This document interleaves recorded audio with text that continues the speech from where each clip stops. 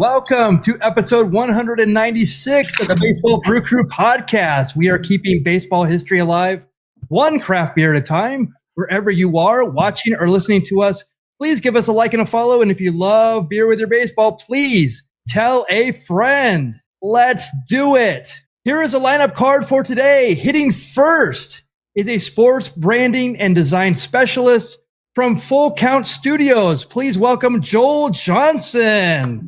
Welcome, sir. Thank you. Glad to be here. Where are you coming out of today? So I'm coming out of Kannapolis, North Carolina. It is considered like a suburb of Charlotte. It's 30 minutes northeast of Charlotte. But basically, people out here, it's crazy. Like people out here, I'll say I'm going down to a Hornets game or something. They're like, you're going to drive all the way to Charlotte for that? I'm like, that's 30 minutes, dude. I would drive 30 minutes just to get to work every day back in Colorado. But out here, it's like everything's so close. Nice. Well, we're really happy that you're here tonight. We're going to learn about all your branding, your artistic ability. And as a graphic designer, I'm super excited to talk about these elements. Hell yeah. Batting second is our newest acquisition and the first international signing of the Baseball Brew Crew. It is the Big Hurt Allan Jepsen. Does the streak continue? We're up to 5. I got hit twice. I got hit twice this weekend, 2 games. So twice. It's becoming comical at this point. Like I just get hit. I'm just like, oh man, another one. You should take out a Lloyd's of London insurance policy. Has it hit your elbow guard yet? It did last night. Finally. Finally. Paying for itself, dude. Paying for itself. 1 out of 5 times. Great. That's crazy. And you got hit once for the off week too. No, we had 2 games this weekend, so I got hit once. Oh, 2. Okay, yeah. Okay. Gotcha. Jeez. Crazy. Well, batting third is the field correspondent and senior research analyst of the Baseball Brew Crew. It is Kevin Lyon. How are you tonight, sir? I'm wonderful every week until you have to say senior. But, Michael Mondragon, it's getting to the end because I came home to my mailbox and what's in the mail officially? This came in the mail, card enclosed. Oh. I just opened on the air. Is this really the real thing here? It's gotta be some kind of weird federal violation, dude. Like, oh, yeah, that too. This is a weird unboxing. Yeah. Yeah. When you turn 50, you could join the American Associated Retired People. Yeah. Is that what it stands for? Sure can't. Yes. I'm like, card included. The card is this. Ooh, if I sign up, I can get a free insulated organizer. Great. All right, Kevin. Yes, sir. I'm going to reveal something. Yes, sir. Not only am I in AARP, yes, I have that travel thing that you just showed. And I love it. Nice. All right. Good to know. Batting cleanup is the Goodwill Ambassador and the Sultan of Swig at the Baseball Brew Crew. It is Cowboy Jack Durango. Do you have another promo tonight for us, sir? I'm standing next to an ocean, and I'm going to chop it down with the edge of my hand.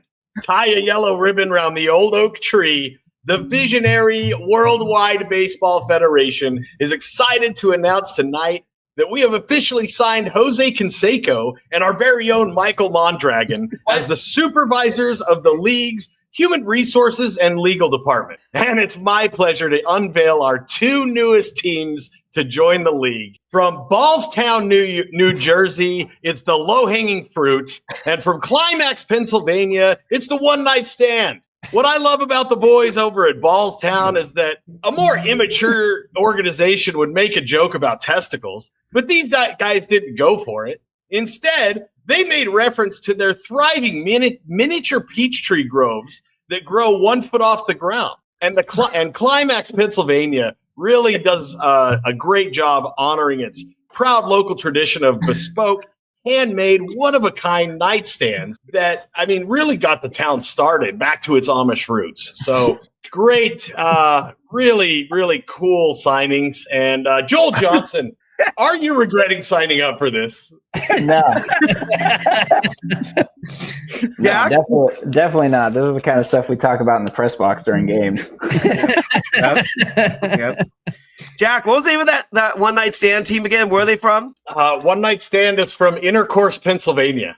Oh, okay. Don't sweat the details. All right, I gotcha. Listen, again, man, I've said it before. I'm a visionary. I don't know all the technical stuff, where they're coming from. They hand me a card 20 minutes. I mean, this thing is moving fast. We're gaining ground, and we have 5,324 teams to sign. We've committed to some very dangerous people financially. So we really gotta, I can't just read a script. Yes, you can read a script. Yes.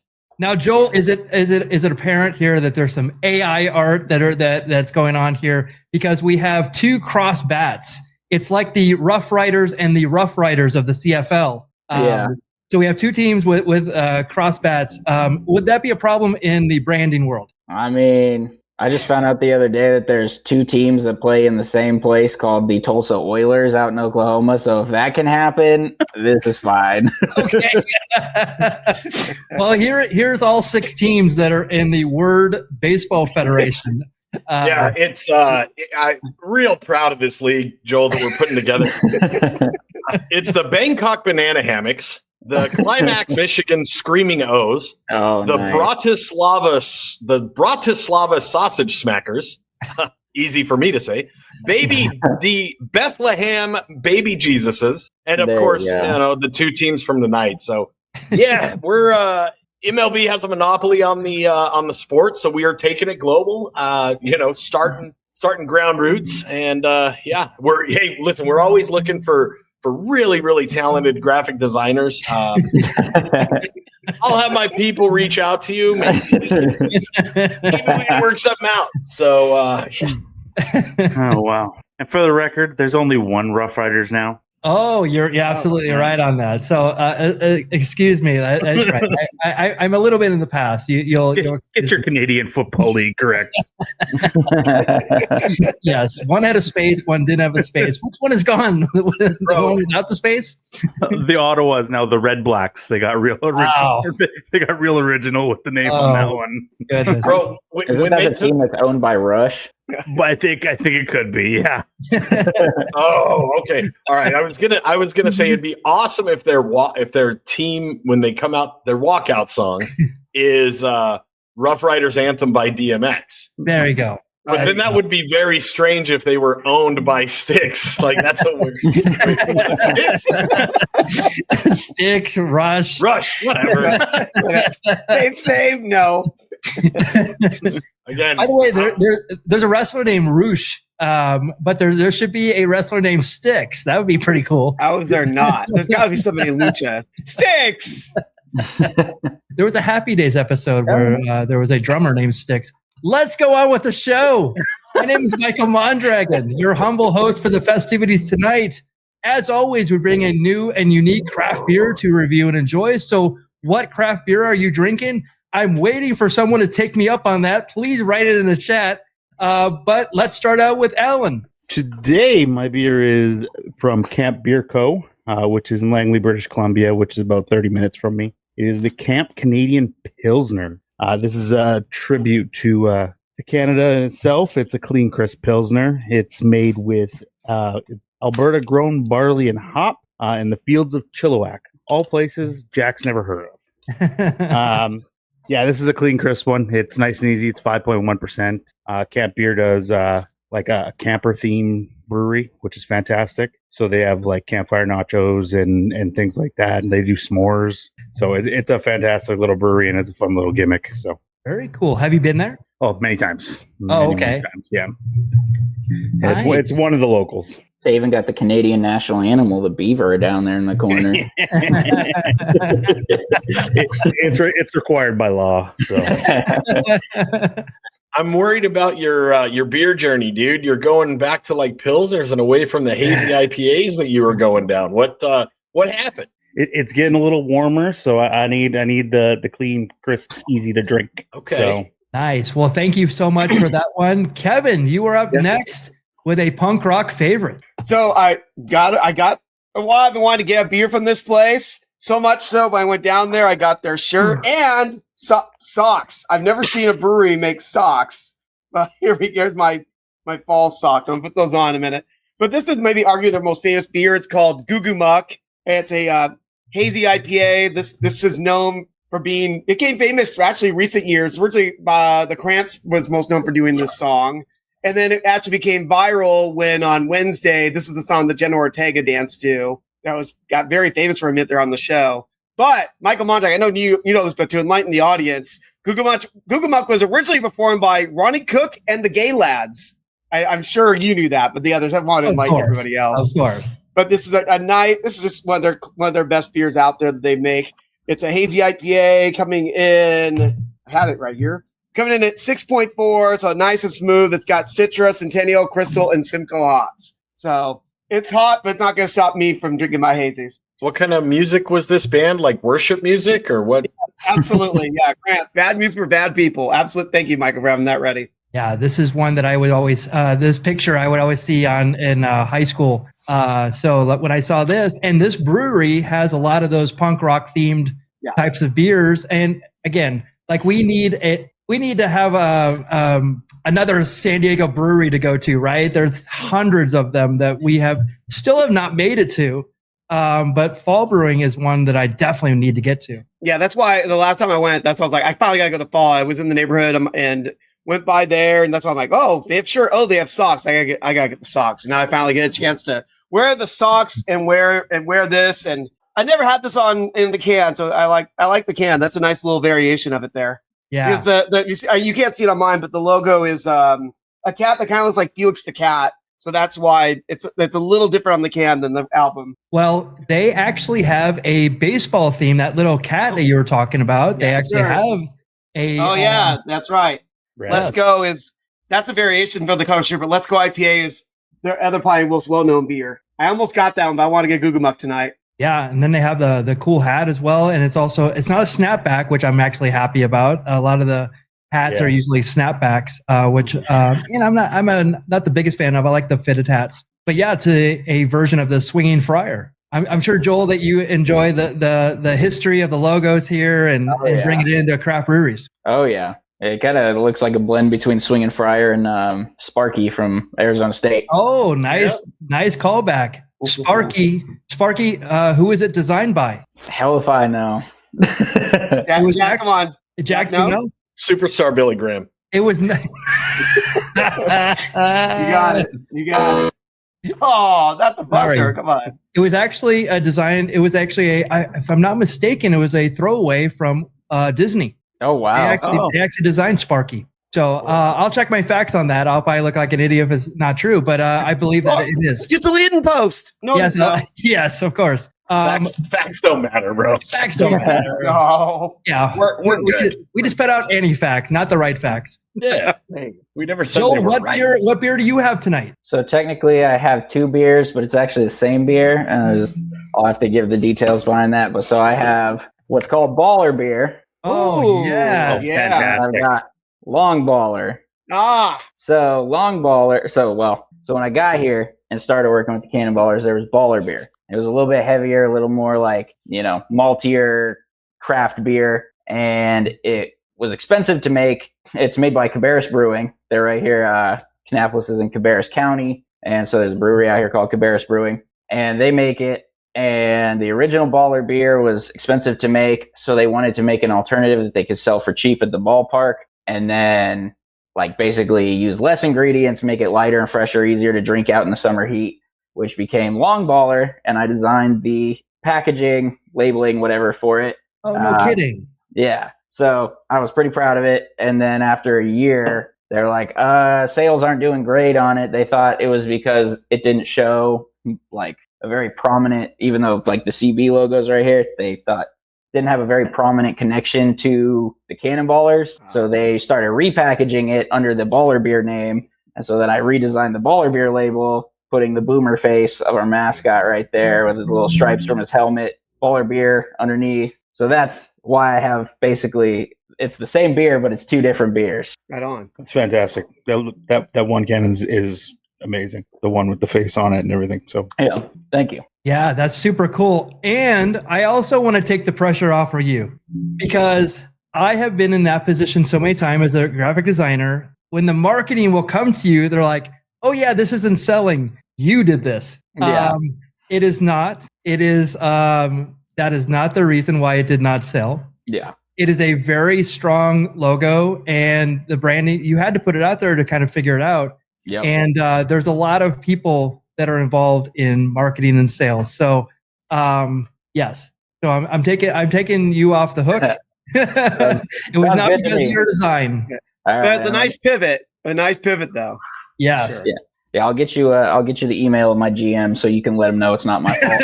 I'd love to have a talk with him. Oh, So, do they Bro. sell? shoot me a cell phone number. I'll call him right now. Yeah. Oh, I don't. I kind of want to like name drop him and bring up something, but if he ever watches this, he might be mad. Nope. So, Nope. I'll leave it be. Nope. No, not with Jack. Yeah. Jack Joel, so is that beer being sold in the can at the ballpark, or is it on Yes. draft, or both? So Cabarrus and the Cannonballers own a restaurant that's actually in our right field called Towel City Tavern. They're co-owners. Oh, cool. And so it's underneath our team offices right in right field. And they have it on tap there and in cans there. And then you can buy it in all Food Lion stores around us. And then it's also available in cans at all the concessions. Oh, that's great.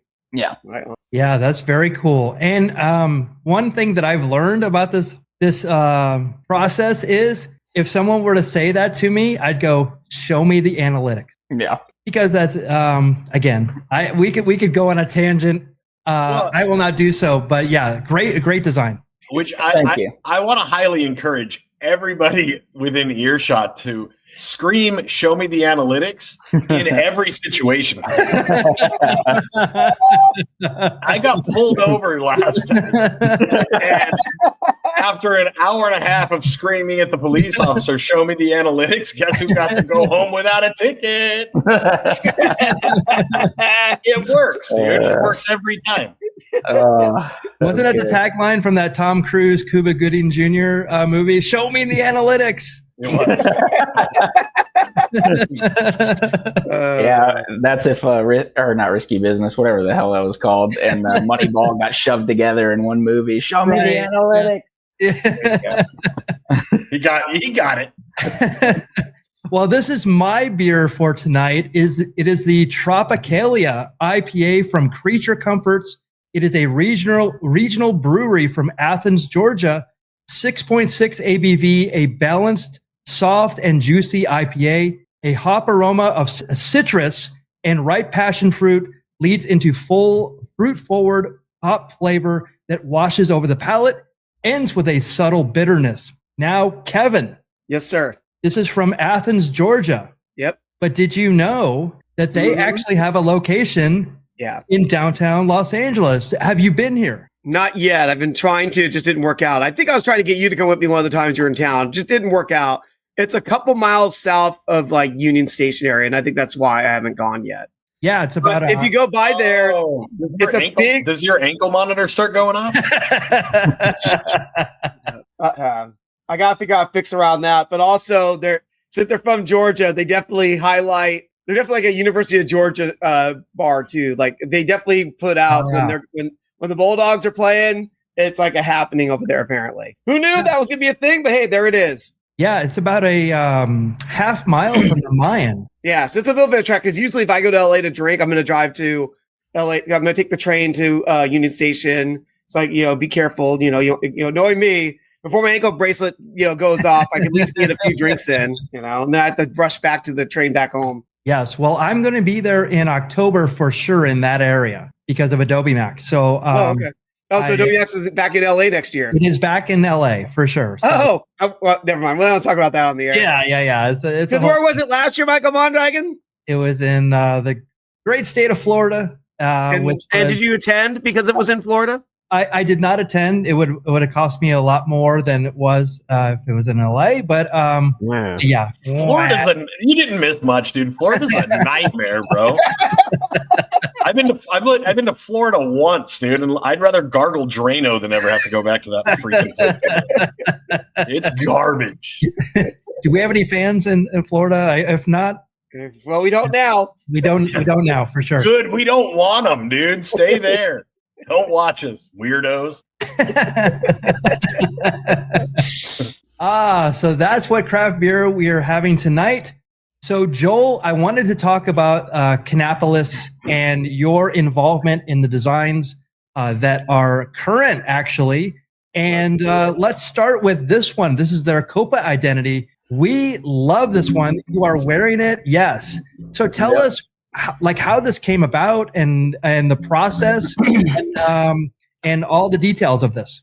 Yeah. So the Cannonballers, back when they were in the Intimidators, they had a Copa already that was called the Rapidos. First version of the Rapidos got a cease and desist from the University of Texas San Antonio because it looked just a little bit more cartoony version of their Roadrunner head, and the colors were the exact same, so that got scrapped. Then they had Dan Simon redo it into a different logo where it looked more like a Firebird, and then they had some Hispanic season ticket holder fans tell them, like, hey, you know the name doesn't mean anything, right? And they're like, what do you mean? It means speed. And they're like, no, it just means quick. Like, it doesn't mean speed. It doesn't mean, like, you know, what Zoom, like what you think it means. They're like, it just means to go quick. And so they're like, okay. And they're like, yeah, it doesn't resonate with people. So they scrapped it once they moved into the new stadium in downtown Kannapolis and became the Cannonballers. And they had been without a Copa identity for a while. And when I interviewed for the job out here, that was one of the things that they said that they loved about my resume and my portfolio, is that I had a lot more,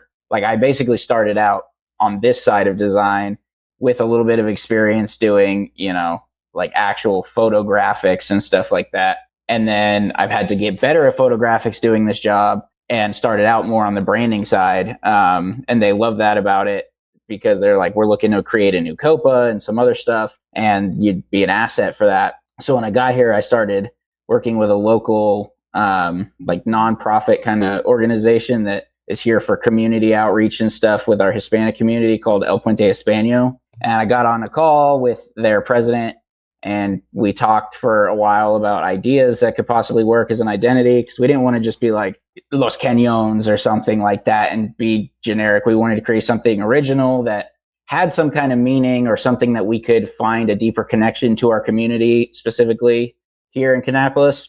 And we basically were hitting a wall. Like, we couldn't find any good ideas.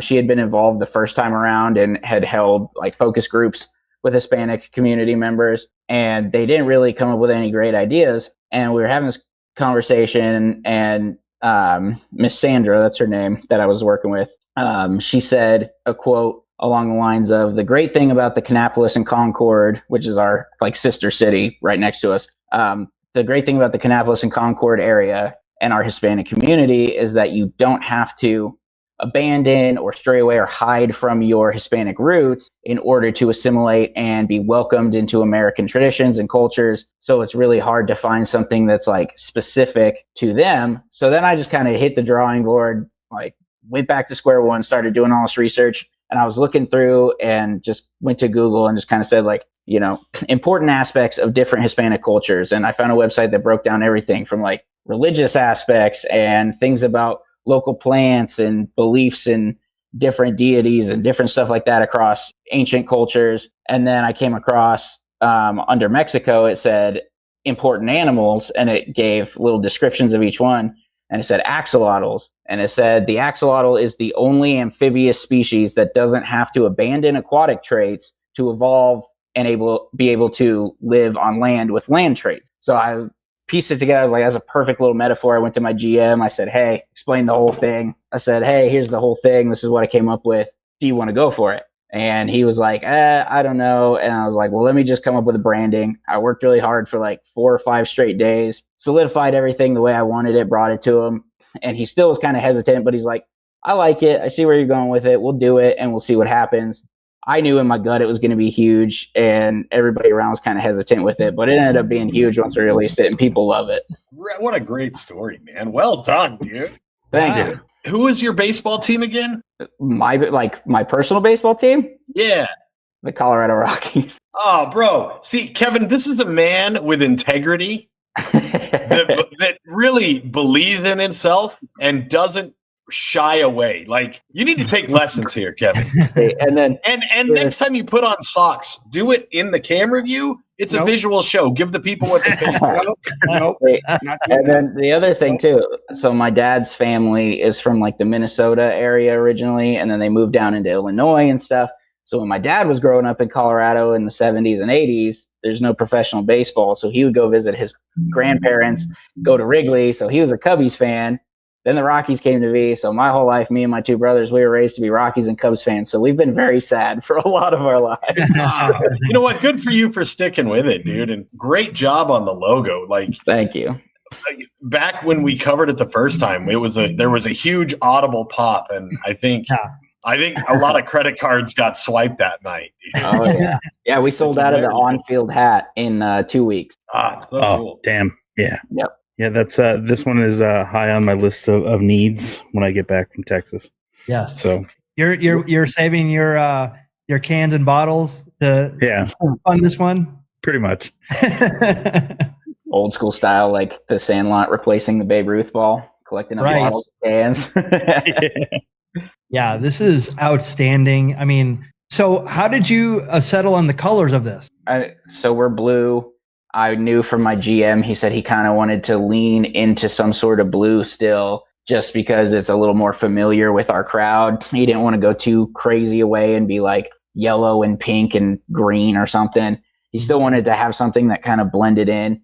So navy was kind of the base I went with. And then an axolotl, the most common version of it you're going to see is obviously the light pink with the bright like magenta gills. So those kind of just lent itself in, like that's got to be there. And then this is honestly just a shout out to Seattle. I've always loved the Seahawks, navy blue and green. And when I was looking, I was like, that was the one thing too. My GM was like, when I showed him the pink, he's like, well, when you design the jerseys, don't lean heavy into the pink. He's like, I don't think people in this community are going to relate to pink. I don't think they're going to want that. So you got to find a way to like, lean away from the pink. And I knew that was coming. So I brought in the green because it always looks great with the navy. And that's why it's the accent color here on the sleeves, kind of create that pop. And then the teal is a nod to myself because that's my favorite color of all time. And I was like, I got to get it in here somewhere. Yes. One of the biggest superstars in sports wears pink in his uniform. It is Messi. Miami, they're pink. One of the biggest wrestlers of all time also has pink. Bret the Hitman Hart. So this is, again, these, I understand why they probably wanted to lean away from pink, but using it as an accent color is a very smart move. But also and again, I can see the Seahawks coloring here, but also the neon part of it is one of the greatest aspects of it. It definitely commands attention as well. So well done on all aspects of this branding. Thank you. Yeah. Bro, the lightning bolts and the reason behind them, the A and the reason behind it, the crossed Makahutals, weapons and bats, like, dude, you put some work into this, dude. It's what I do, baby. That's what we call here.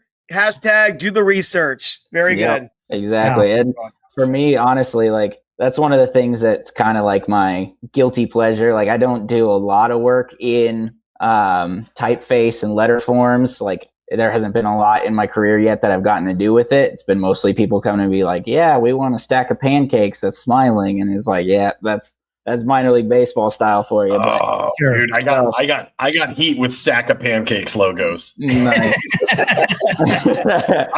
I feel you, dog. Those things, nope. We're not gonna have that team, Jack. That's just the first design I ever actually got paid for while I was still in college was a men's league team called the Orlando Brunch, and I did 2 logos for them. One was a biscuit-headed guy with a bat, and they wanted the brunch to look like it was made out of spilled orange juice with a mimosa.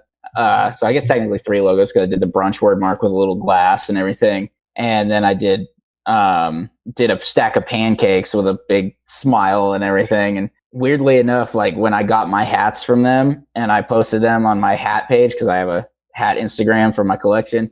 And when I posted them, I had people freak out and they're like, where can I get this? So I reached out to the guy and I was like, hey man, I got a lot of hat collectors that want this thing. So he did a second run of the hats and sold them out like in a month. Could the smile have been like at least like slices of bacon or something? I mean, add a little something. It was just a regular like smile. I'm like, I don't know. No, it was like the space between two of the pancakes on the stack created a smile. Okay. And I was trying to go for like kind of a Muppet looking thing. I just pictured like a little Muppet pancake stack that talks and sings. And I was like, that's what we're going for here. And they loved it. Yeah. So They loved it. Yeah, that's all that matters. Make the client happy for sure. Yeah. And there's the Montgomery biscuits as well. That's also a logo that's out there too.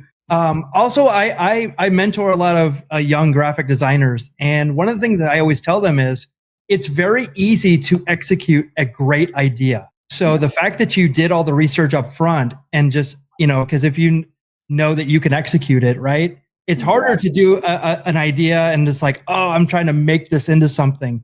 But a great idea is easy to execute. Would you agree with that? Oh, yeah. And you like ideation. And that's my thing. Like I advocate for myself all the time at work because I'm like, hey, if you ever look at me and I don't look like I'm doing anything, I'm literally running like an algorithm in my head 1,000,000 miles a minute, ideating everything that I want to do for a graphic. So it might take me like 20, 30 minutes of sitting there looking like I'm doing nothing before I start hitting the paper.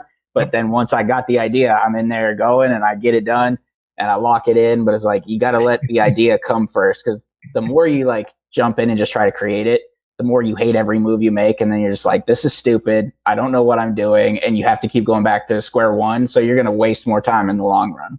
Yes. Joel, we're going to be fast friends because I had this discussion with a creative director one time who was mad at me because he thought that I was not working and I was just staring out the window. And I said to him, I go, what do you want me to do? Do you want me to do sit-ups? Like, and do you want me to look like I'm physically sweating so it looks like I'm working? What if I just sat here for 8 hours and just stared at the wall? But like that last hour, I come up with the solution. Is that okay? And he goes, no. Like I want you to do all that. And I'm just like, you don't get it. Yeah. It's like it's the process of this. It looks like you're just looking into something, but you're actually going through the process and whittling it down like what it should be. So yeah, that's the creative process is very hard to describe. Yes, very.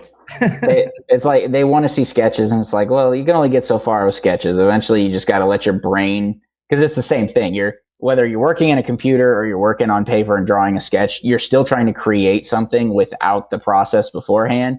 You just got to let your brain create it first and then get it out there. Yeah. And then in the end, you hope it looks like this. Yeah, right? exactly. And it's like, this is amazing, but it's kind of hard to help envision this to somebody else and kind of get them on board on it. I mean, these are so cool. So these are actually when they actually played with these jerseys on, correct? Have they done it just once or how many times? So technically they actually debuted on the road. It kind of sucked. There's a new league. Like obviously the league wants Copa to be big. It's a league initiative. They pay for the copywriting and everything. They pay for your jerseys, like anything you want to sell merch wise, you're responsible as a team to purchase. But that initial like run of hats for your players every year, the jerseys, if you need them, like the league will cover that because it's their initiative and they want it to be successful. And this year they're like, we want it to be successful. We don't want it to be just like a cash grab. We want it to have a deeper thing. We want people to know what this is. So they kind of implemented a new rule that if a GM from your league calls your GM and says like, hey, we're wearing our Copa on Tuesday. You guys are going to be in town. Bring your Copa. You're not really allowed to say no. You have to do it. And the Myrtle Beach Pelicans called our GM and said, hey, we're wearing our Copa on Sunday. You got to wear yours. And I was very disappointed that they weren't going to debut at home. But luckily I got to have a nice beach trip and go down and sit on the beach and get lobster fight in the sun before that game. I hit 2 Myrtle Beach games. I'd never been there before. Well, I'd been to the town, never been to their stadium though. So I went to 2 Myrtle Beach games. We went the night before, me and a couple of my coworkers, and we had a couple beers and became a problem for the Pelicans. And then the next day, not really a problem, but we were loud. We screamed for the Ballers, and they ended up getting the win. So we did our job. Oh. And then the next day they went out and debuted them. And then the very next week during that homestand, they came back home and we debuted them on a Tuesday. Well, did you see there? It's interesting because obviously they don't have the batting helmets. Yeah. They have the helmets that match, stuff like that. That I guess that must have been kind of noticed. Did they have the batting helmets with the logo at home? Or is it still the Cannibal Arts helmet? No, that's at home. Yeah, we don't. Okay. We only have, luckily, So actually, I have it right here next to me because got to plug the other thing. This bad boy that I designed, the White Sox affiliate style jersey that we wear on Southside Sundays. We got approval from the league to wear black White Sox helmets that all the guys have from spring training because you never know what's going to happen. Like minor league baseball's crazy. They could literally call a dude from low A all the way up to the majors if they need him just to ride the pine. And so he's got to have a helmet. So we have those and we got approval for that when we wear our Southside jerseys. But otherwise we just have the blue. And it's obviously a huge expense to go buy all new helmets for the Copa stuff. It's something I've tried to convince our GM into, but obviously this being the first year, it's like we'll see about it in the future kind of thing. Is this one of the outfits where the jersey be auctioned off later? Did they do that for the Copa jerseys? No. So we just have our player set. We're going to hold on to them and then use them in the next year. And then we will, at the end of the year, collect up any hats because our clubby is really good about, like, if a player gets promoted or demoted, whatever, takes their hat, keeps it, especially because we sold out of all of them. So we don't really have any to go back to when we get new players. So he's going to have to give hats from other players to new guys as they come. But he's good about collecting those. So at the end of the year, we'll auction off game-worn ones.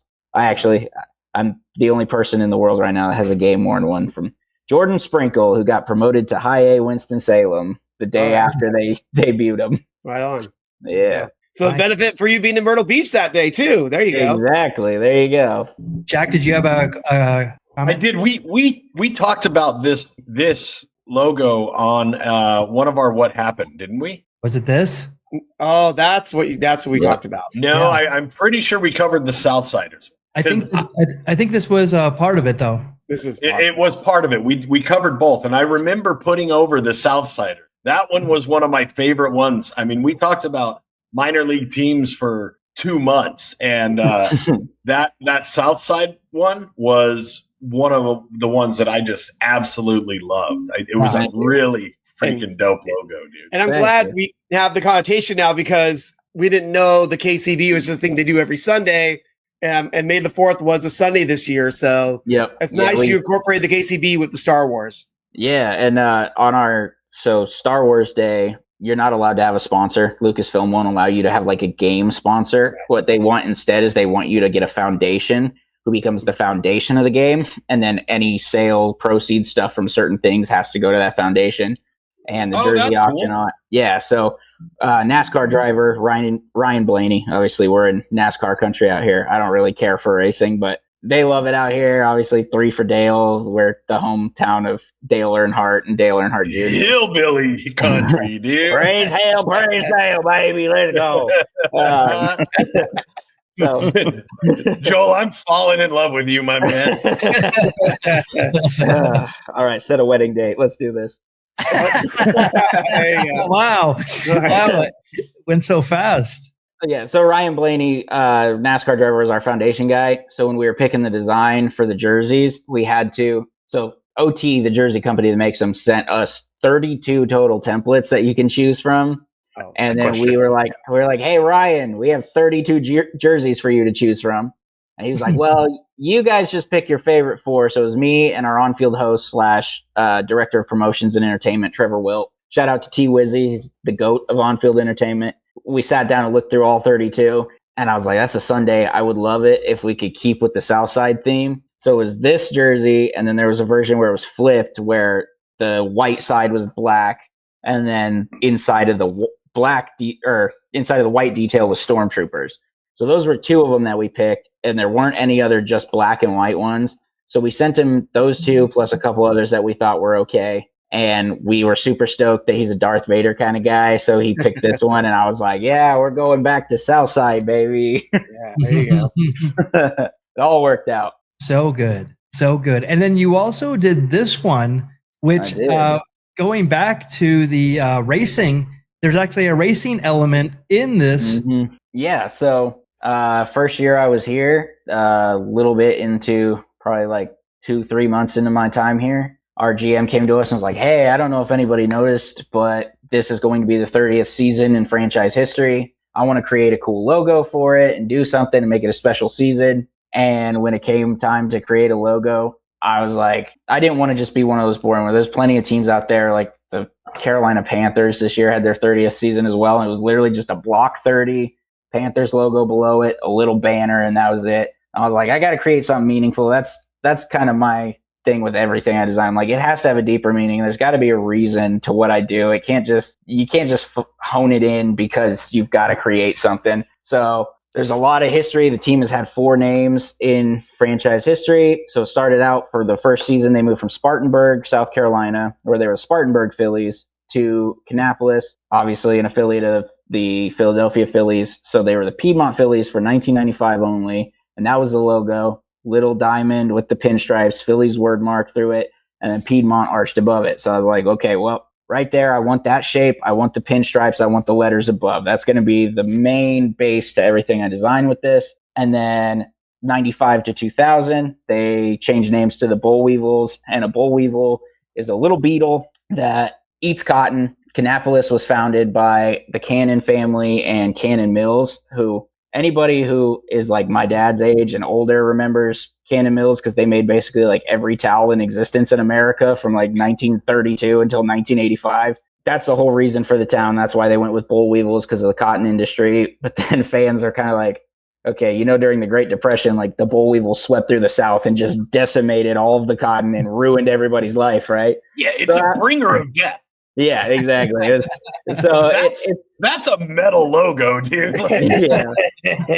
Yeah. So after some time away, people have come around and now they like when we wear the boll weevils throwbacks. But for a while, apparently fans around here did not like the boll weevils name because they thought it was in poor taste. And then 2001, Dale Earnhardt buys the team. He dies in Daytona before he ever gets to see them play a game. So in their inaugural season, they, in their font right there, their number font, they retired his number 3 across the whole team, which technically it's still retired, but we have had players wear number 3. And oh God, yeah, I think if we're going to retire the number 3, we need to make sure that it doesn't get worn. But that's a different story for another day. I wonder how that went over the first time. Yeah, and that's so obviously that's so carny. Yeah. And that's minor league baseball for you. They're like, we don't got enough numbers. I love it. We don't got enough numbers. So the thing is, the Intimidators is a touchy subject around here. Dale Earnhardt's widow, Teresa, she is very got a grip on the balls of that copyright, and she will come after anybody. So there had to be a way to incorporate the Intimidators without using the logo, using the name Intimidators, anything like that. So the only thing for a team that he owned. Yeah, because she doesn't, she doesn't want to, there's a amusement park here in Charlotte called Carowinds, and they've had a roller coaster called the Intimidator for the last 35 years or some crap. Right. And last year, after the amusement park season ended, they tore all the signage down, repainted it, and renamed it something. And people around here don't understand that it's not Carowinds' fault. It's not our fault that the Intimidator's name had to change. It's her fault. So they come after you and they're like, "You fucking idiots! You should have never changed the name from Intimidators." And they take it personally. And it's like, well, take it up with her, man. So I'm guessing she sold the team not that long after. Yeah, so she sold the team. Our owner and the Temerity ownership group, who also owns the Lexington Legends, the independent ball team now, and then they own the Greensboro Grasshoppers. We were their first team that they purchased, and then they did a lot of research into the area and a lot of crowdsourcing from getting suggestions for names and ideas, and landed on Cannonballers because the Cannon, obviously Cannon Mills, they wanted to have a shout out to that, but they didn't want to just be the Cannons. They wanted to figure out something. So then they created Boomer, who has a striking resemblance to a certain person who we will not name. And he's got the goggles and the race helmet, but also looks a little bit like Evel Knievel. That's what we're talking about. It looks exactly like Evel Knievel. Yes, exactly. We're talking about Evel Knievel. But yeah, so Boll hopefully Weevil's their name, estate is not watching this. Yeah, hopefully. We'll see. But yeah, so Boll Weevils, I was like, there was 2, and I actually made versions of this logo that didn't get put on anything, and we never bothered to copyright, but we would put on boards. We put it on the video board and stuff during games. There's 3 versions because we have our alternate identity called the Qs as well, where I replaced the Boomer as the 0 with the pig head from the Qs or the cotton and the weevil from the bull weevils. So that would go up on the board last year when we did those games. But yeah, so the 3 obviously is Dale Earnhardt's retired 3 from the Intimidators jerseys. And then the anniversary text below was meant to mimic the like arch style and the actual typeface used in the primary logo for the bull weevils.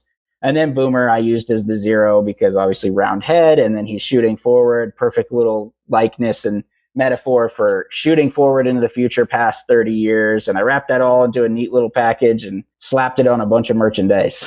Yeah, it's killer. It looks so good. So much history to it. For those who want to know, this is the Piedmont Bull Weevils hat. I mean, like, it's so good. Heavy metal, heavy metal. The former Piedmont Bull Weevils hat. That was one of my other missions when I got here. Was that hat never existed in the franchise history because New Era only had a digitized logo that they could embroider of the full primary when they like brought it back in 2019. So that's what we got, and fans complained all the time. They're like, well, if you wore a correct hat. So now it's the correct red home hat where it was all red. It had blue eyelets and a blue button, and then just the weevil with the cotton behind him. So I made sure that we got it right this year. And so we rolled that out actually this past week during our homestand. We played our first game in that, and fans loved it. We did 90s night. We blew it out. I did all kinds of cool graphics for it. And we played clips from 90s movies and 90s music only. We made the players pick 90s walk-up songs. It was an awesome That's time. cool. That's fun. That sounds so fun. I'm assuming most of them weren't born when they were picking the songs. No, the oldest guy on our team was born in 2002. Wow. So they are low A, am I correct? Yes, This we is are. low A. We are low A. Yeah. What league are you guys in? Carolina League. Carolina League. Okay. 'Cause Yeah. I thought they were high A at some point, but they're low A now. Okay. Yes, we used to be. So when the 2020 shuffle came around and they cut a bunch of teams, they removed us from the South Atlantic League and bumped us down into low A. And it kind of sucks because I met the guy actually at Charleston. I went for our first road series last year to Charleston and hung out down there. And I met a guy who saw me in my Cannonballers gear, and he started chatting me up. And he's like, "Yeah, I'm actually on the committee for minor league baseball that like oversees like the guidelines and all that stuff for like making sure fields and facilities are up to standards and all that." And then that committee was who decided how to restructure the league, who got kept in affiliation, all that. And he told me that we were judged on Intimidator Stadium, which was old and falling apart and built in 1995. And he was like, if your ballpark had opened and played a game, you would have been judged on this ballpark and you would have stayed in high A. And I was like, cool. And that's interesting because it's just you have enough leagues to do that, because when all the shifts happen here, I'm in California, the California League shifted entirely from high A to low A. And then where Allan is in Vancouver, was Northwest League, which was short season rookie league, and now it's high A where they play a full season. It's just kind of crazy how the whole shift has happened in the last couple of years. And I was showing my coworkers Fresno, who's now low A to my Rockies. I was like, look at their stadium. And they're like, wow, that's a nice stadium. I was like, yeah, that's a low A team. And they're like, why is it so damn big? I was like, because they used to be AAA. AAA, right? They got screwed hard. Yeah, they Yes, they really did. did. So were you guys just running in Dale Stadium while this was being built, or you hadn't moved into it, or Yeah. was there a time lapse where he would have been able to look at the new facility? No. So the new ballpark opened technically in 2020. It was supposed to open 2020 season. Obviously, COVID happened. And what happened instead is they turned the right field bar into a outdoor social distancing venue. So employees for the team, and obviously I wasn't here, but employees for the team, instead of working games, would have shifts where they would work and they'd bartend so that they had something to do and a reason to be kept open. And that's how they like made money and were able to pay their employees until things got back to normal. And so it opened for the first time in 2021. And apparently the Cannonballers did not win a single game for like the first 2 months. Ouch. Yeah. So it was a little harsh way to open the stadium. But last year we won the Carolina League South and we went to the championship. And this year we just climbed first place, or we just, jumped one game ahead in first place after Sunday. So we're on a good track and hopefully we'll be back this year. Is there a first half championship in those playoffs too? Is there a first half and second half champ? Okay. Yes. So we were the first half champs last year. And if we had that team from that first half, we would have beat the Fredericksburg Nationals for sure. But they obviously, it has sucked because we kept waiting. We were like, these guys are so good. Like, there were so many dudes where we were like, this guy is so good. Why is he still here? But at the same time, we were like, thank God he's still here. And then like 3 weeks before we went into playoffs, they're like, everybody's moving, baby. Let's go. Bro, you're so loyal to your teams. Like what? Like when you're behind something, you are loyal, dude. That's a respectable quality, Kevin. Oh yeah, yeah, man.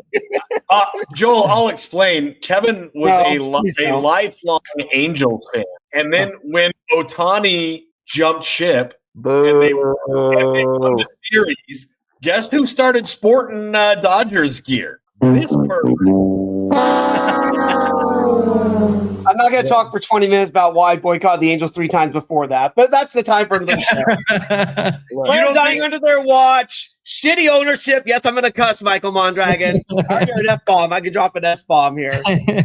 Worst ownership in baseball. I don't want to hear it. I'm a Rocky. Yeah, he's a Rocky. Exactly. We're about to be the worst team in baseball history, and I'm still today. You're still there. Good for you, man. I appreciate that. Memorial Day hat. Yeah. That dude's been nailed to a cross for years, dude. You're right. I have been. That was years ago when I was nailed to a cross. Sorry, you're talking about him now. Sorry, I put it this way to my coworkers: there are 3 things that I would drink bleach before I cheered for those teams. It's the Colorado Buffaloes, the Oakland, Los Angeles, Las Vegas Raiders, and the Los Angeles Dodgers. My man, dude. That's definitely a Denver guy right there. Definitely a Denver guy right there. All right. So Jack and I are in Arizona, and Jack, you're going to love this identity that he did. Let me pull this up here. What do you think about this? Oh, I love it, dude. I love it. One of my favorite movies of all time is There's No Crying in Baseball. Oh yeah. Classic movie, dude. Like I just instantly thought of that with this. Like, this is such a cool logo. Well done, dude. Thank you. Yeah. If you, finally, an Arizona team I can get behind. Literally. In your single days, you could have got behind. Oh, sorry. It's right because he's getting married to Joel. I'm sorry, Joel. Yeah, that's right. You trying to take my man? I'm apparently a polygamist. So welcome to Arizona, dude. You signed up for it. If you don't cry when Madonna's song is playing at the end, when all the old ladies that were actually from the league are playing softball, you're not a human, man. Like, I turned 30 last year. Now that I'm in my 30s, I'm like realizing how fast life is going. And I watched that movie once I hit my 30s, and I was just bawling. I was like, oh man, I'm going to die before I know it. Like, did we just become best friends, dude? You guys are bonding on movies. This match made in heaven. Guys, movie, There's No Crying in Baseball. That classic. That's right. That's right. John Lovitz actually has a great role in that. That's underrated as well.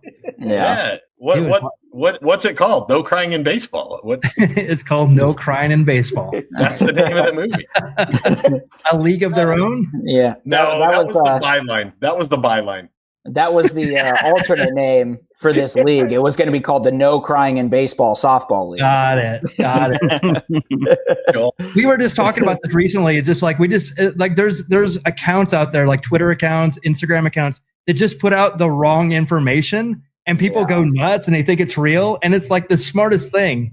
It's so fun, and this is one of them. We got to put it out there. No Crying in Baseball is a documentary, like Major League. I love it. Well, I've been working, thanks to Cowboy Jack. Thanks for the referral to the legal team. I've been working with attorneys on our next segment, and it is actually a timely segment for today, and it is Baseball Jeopardy, the Memorial Day edition. That's right. Yes. All right. So we can do this many different ways. I could do this where I specify. We have 6 questions, I believe. But you can also yell it out, or I could go individually. How do you want to do it? Yeah, let's do it Jeopardy style. We all yell. We'll buzz in. Okay, so How about buzzing. just raise your hand. I mean, we have the buzz. Maybe just raise your hand. Say your name to buzz in. Well, that's Okay. what, you have to say your name because I'm going to be reading it. But please let me read the question first before you buzz in. Okay. Okay. I believe it's pronounced Jeopardy. There Real you quick, go. That's before you perfect. move on, is that Coors Field in the background photo? Nicely done. Yes, it is. I think he gets a point already for that. You know, There you know you your go. ballpark. The man's I- a professional, Nope. ladies and gentlemen. He's a professional. No, he blew it because he's my supposed to second say- home. What is Coors Field? That's Yeah. right. Yes, you did. Yes. Home to the most So losing you got it team in wrong already. baseball. You're down 1-0. All right, here we go. So let me read the question and then you buzz in. So this baseball Hall of Famer served in the Army in World War I and hit an incredible 366 in a 24-year career with Detroit and Philadelphia. Kevin Lyon. Kevin. Just for fun. Who is Heine Minute? Now, these are all players you should know. I did not go deep on these. You should know these. Anybody want to take a guess? Nada. I would like to take a second guess. Is there any other? But no, Well, am I allowed to take a second guess at this point? Joel, do you have any guess? I have no idea. I'm All right. terrible with Hold on. old baseball. Jack. I think I got it. He's got dark hair. He's in a plane. He's in a plane. It's a black and white photo. That's the dude. How do you know? What question form? Who It is? said he served in the army, sir. Oh, I think he's thinking of Ted Williams is who he's No. thinking of. But it says served in the army. The army. Served in the Army. Anybody? I could probably give another guess, but Jack, it's usually your stock guess here. Who is Ty Cobb? Who There is you that? go. That's what I was gonna say, but it didn't feel like that could be right. There you go. Because Allan on the board. The fighting for other people is something selfless, and that guy was a douche, so he wouldn't do that. Allan. but Allan. he got to legally murder a bunch of folks. So That's true. That was Trade probably his off, bro. reasoning. Allan, I don't remember seeing this at the Ty Cobb Museum. Do you? We probably saw it. We probably saw it. We just don't remember it. Yeah. All right. Question number 2. This baseball Hall of Famer served in the Navy in World War II and then became an 18-time All-Star, 13 times World Series champion, and a 3-time American League Most Valuable Player. Allan. Allan. Who was Yogi Berra? Ah, he knew it.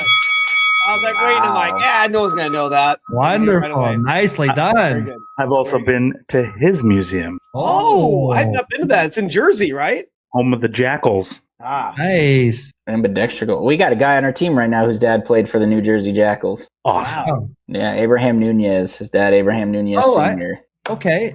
He played for the Cardinals, right? Yep. Oh, Yep. There you go. wow. All right. So, by the way, the Canadian is kicking butt on American military here.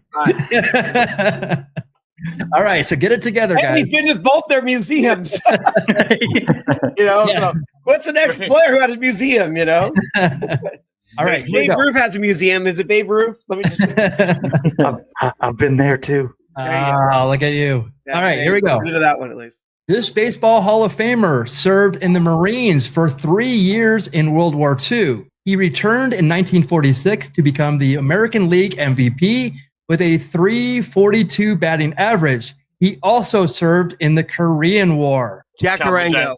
Cowboy Jack. Cowboy Jack Durango. That was a San Diego chicken. And honestly, guys, if you really want to see some gritty footage, there's actually a documentary about what the San Diego chicken did in the Korean War. And listen, I'm no legal expert, but I do want to see war crimes happened.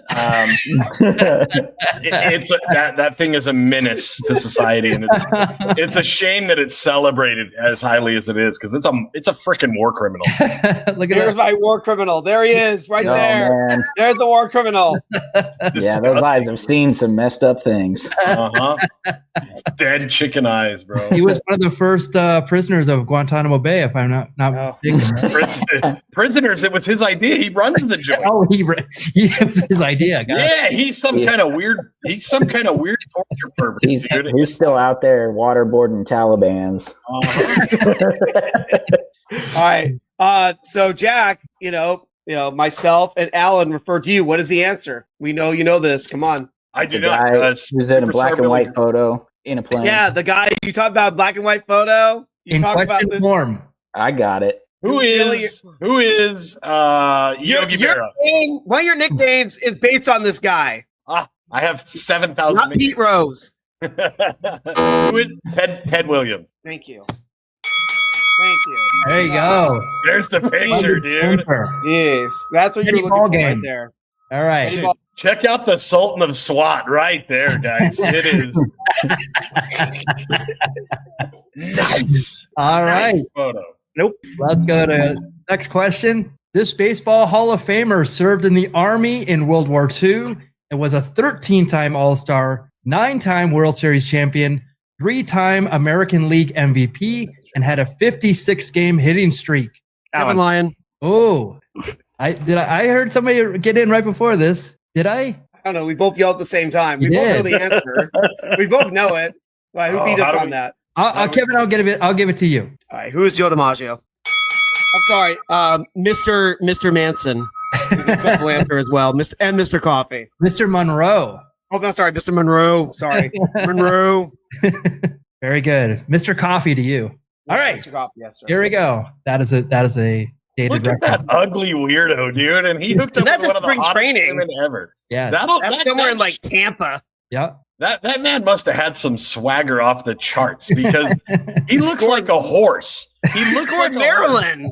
He's got Maryland. And he was hooking up with Marilyn. They were married. Hey, you got That's a what problem I with was Mr. saying. Ed? Yeah. Uh-oh. Yes. The Yankees had the Iron Horse. This is just the horse, right? Yeah. Dude, he looks like a weasel from a Disney cartoon. All right. Here's the next question. This baseball Hall of Famer served in the Navy in World War II. He returned in 1946 to become the National League MVP, leading the league in hits with 228, doubles with 50, 20 triples, and a batting average of 365. One of the greatest players of all time. I got to guess. Cowboy Jack. Cowboy Jack, yes. The evil pitcher from the greatest documentary of all time, Major League. Is that with a question mark? Who is? Joel. Who is Stan Musial? Wow. Very good. Wow. That's a good Kevin, picture. You're Yes, sir. letting Joel just come up into your house and slap you around. Get it together, dork. He beat me to it. All right. Here is the last question. This baseball Hall of Famer served in the Army in World War II and returned to become the 1947 Rookie of the Year and the 1949 NL MVP. I know. We all know this one. Joel. Kevin. That's right. Joel, you're our guest. Go ahead. Yes. It was Jackie Robinson. There you go. It is Jackie Robinson. But wait, I think, yes, I have confirmed this. We have one more question. Oh. Okay. One more question. This is the Memorial Day edition. So here we go. A veteran of the War of 1812, the Mexican-American War, and the Civil War, he helped spread the original myth that Abner Doubleday invented the game of baseball. Kevin Lyon. Kevin Lyon. I mean, that's the answer. Who is Kevin Lyon? It is Kevin Lyon. Wow. Nicely done. Two war criminals, dude. Side by side. Wow. Genocidal, homicidal maniacs. Just wow. I guess Nice it's going to done. be old man Jamie Moyer. Or Spalding. Or Spalding. There's also Okay. Spalding. I think that's the real answer, is Spalding. Yeah, two war criminals indeed. Unbelievable. Look, he's even right. sad about all the kids he killed. All right. 3 for Dale, baby. That's right. That's right. Wow. All right. So this is not my favorite segment, but it is a segment that we do to remember the fallen heroes of baseball and beer. And today it is George Wendt. Storm. Rest in power, hero. And for those who don't know, George Wendt was best known for his barstool wisdom in the breakout role as Norm Peterson in all 275 episodes of Cheers from 1982 to 1993. He was 76 years old. And Allan, did you watch any Cheers when you were growing up? I did, yeah. No, it was something that my parents watched, so I would sit down and watch it, and then it transitioned into Frasier for me. So, and I went to Cheers when I was in Boston years ago. Oh, too. right on. Yes, Yeah. I did too. Kevin, your remembrances of Cheers. Well, definitely watch it quite a bit. And now in more recent years, I've been called the norm of Radiant Beer Co. over here in beautiful Lyon, California. So the memory of George Wendt is going to stay alive for me for maybe a few more weeks before I perish. So that's all right. Cowboy Jack, Cheers fan? Yeah. It holds a special place in my heart, man. When I saw him on Cheers, I don't know. It's what the kids are saying. #goals. Real role model of mine. Modeled myself after him, and really led me to some great places. Rest in power, Norm, dude. Wow. Yeah. Heck yeah. Joel, what about you? This one hurts. Yeah, I watched a little bit of Cheers. I grew up right next door, living next door to my grandpa, and he would watch TV Land all the time. So I would spent all the time with him, and so I would watch like Green Acres, MASH, Andy Griffith, Cheers, everything that they played on there. But for me, I recognize him more as a super fan of Da Bears. Oh, of course. Yes, Yeah. My dad was always into SNL, so we would watch all the like best of SNL on DVD and stuff all the time. So that's where I knew him more from. But yeah, I've watched some Cheers. Enjoy some Cheers. Oh, I forgot that. The Bears. Yeah, that was another real fun segment, definitely on SNL over the years. So Joel, great minds think alike. George Wendt was actually in a lot of other things as well, and baseball related. If you remember, he was also in Gung Ho. Oh my gosh, that's right. In 1986. I saw that in the theater. That's how old I am. That's right. And so he's rounding Batman. Yes, he's rounding second, and the owner of the Japanese car company is ready to catch the pop-up, and he levels him, and they win. Yeah. They win the game. Peak male performance, boys. Yes. Now, the Americans actually had a ringer on the team. A lot of people don't know this, but we've talked about it before on the show. That's right, Doc Ellis. Oh, wow. Wow, Doc Ellis was in that movie? Oh, my God. Yes, he was. Was he high on LSD? A lot of LSD that day. A lot of LSD. Yes. The whole movie was just an LSD fever dream. Oh, for sure. All right. This whole show will be later for me. All right. So Kevin, I wanted to throw this out to you. And this is an aside. This, guys, just stand aside a little bit. I'm going to talk to Kevin for a few minutes here. Yes, sir. Kevin, are you? Do you know a band out of Cleveland called Cobra Verde? The name rings a bell, but I don't have any of the records. Sorry to disappoint you on that. Okay, but I definitely know the name. Yeah, they have like a bit of a MC5 sound, a bit of glam rock in there. But they had a video in 2003. Okay. And George Wendt was actually a celebrity fisherman in it. All right. Okay. Randomly. Okay. Yes. So I saw this and I'm just like, oh, okay. Also, Mike Watt of the Minutemen. And Fire Hose was also in this. Mm-hmm. But guess who else was in this? Yes. Rudy Ray Moore. Dolomite. It's just the little cameos and they just play the song over it. That's all they're involved with. I just wanted to, it's so bizarre, right? So this is the rabbit hole. You and I am like, yeah, that's for us. This is the rabbit hole. Okay. Yes, so sir. I'm gonna quickly get off this. Joel, you talked about MASH. That's right. He was actually in an episode of MASH in season 11 where he got into a bar fight and somebody put this pool ball in his mouth. And yes. So this is one of the first times I ever saw George Wendt, and I remember this. This is before Cheers. Yeah, super cool. Look at that young man right there. So we have a friend who actually we call him Cubber Lang, and we bonded on MASH. So we remember this over everything else. The fact that he did this, and he admitted in later years that this was actually a rubber ball. So little kayfabe behind the curtain for sure. Yeah, that really destroys the image of somebody jamming a pool ball into his mouth. Thanks for letting the air out of that bubble. Sorry about that. Well, this is where we are on all the socials: X, Facebook, Instagram, YouTube, Twitch, and TikTok.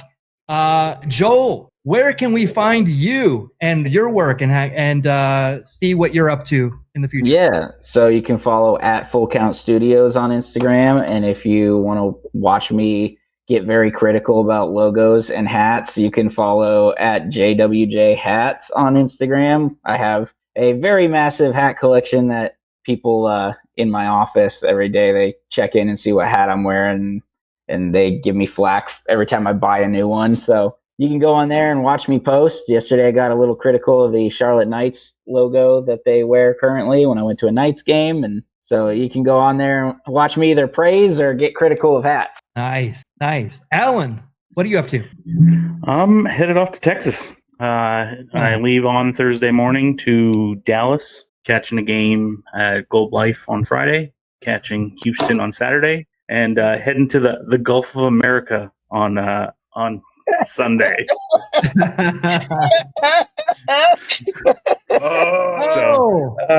Oh my gosh! Whoa! What? Wow! Who's this masked man? Oh yeah, I figured I had to throw this on. I don't think it's this next one. We have a Copa game this next homestand, but I think it's the one after that. Wow! We are giving away a luchador mask with the Copa logos on it. Right. That rules, dude. Yeah. And I know you guys are wrestling fans. I'm not really into wrestling, but I knew you guys were. So We all used to wrestle. I got to drop All it on four of there. us used to wrestle. I wore a mask. I believe Allan at one point wore a mask. Michael, did you actually ever wear a mask, or did you just wear a mask for your entrance? Just to the ring. Cowboy Jack was too beautiful. He couldn't wear a mask. That's right. Can't hide that face. This is the moneymaker right here. Jack, what are you up to? Dude, catching up from a nice family weekend away, man. I just got back from Sedona with the fam, so I'm gonna lay low, man. I'm gonna lay low, win a little hard in the paint, and take it easy a little bit. Joel, it was so great to meet you, dude. Thanks for coming on. Thanks for having me on, man. It's been awesome. Kevin. Big weekend for me. Coming to the dumpster fire of beautiful Anaheim, California, Angels Stadium this Friday and Saturday. Stop shaking your head, Cowboy Jack. It's not the Angels. It is the Firefighters versus the Savannah Bananas. 2 games, 2 sold-out games. I've got a ticket for both. So I'm going to see the Bananas 2 more times this year, and hoping to see a former Angel back that I will appreciate coming up as the Golden Batter. Hoping for something of that as a special bonus. If not, regardless, it's going to be probably the most enjoyable thing I'll have at Angel Stadium this season of seeing the Bananas. Nice. I will be at the Pirates versus Diamondbacks on Tuesday, possibly Wednesday. Hopefully, see Paul Skeens. Paul Skeens is pitching Wednesdays apparently. Yes, sir. Before he's whisked away to a higher payroll team. Really fortunate to see that. Joel, thank you so much for joining us. This has been a very enjoyable hour and a half, hour and 20 minutes. Yeah. We really appreciate it. We'd love to have you back and talk some more beer and baseball. Awesome. Yeah, you're the best. For Cowboy Jack Durango, for Allan Jepsen, for Kevin Lyon, and Joel Johnson, my name is Michael Mondragon. We'll see you another time for another Baseball Brew Crew podcast. Thanks so much for joining, everyone. Good night.